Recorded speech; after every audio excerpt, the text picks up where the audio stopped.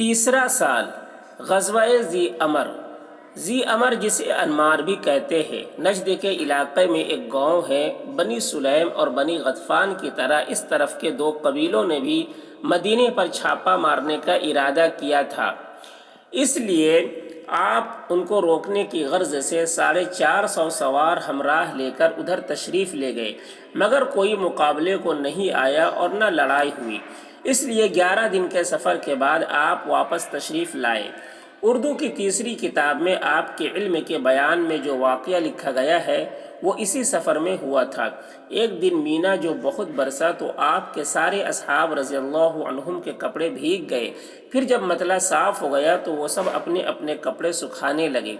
उस वक्त सहाबा से किसी कदर फासले पर आप अकेले एक दरख्त के नीचे आराम फरमाते थे कि चुपके से बेखबरी में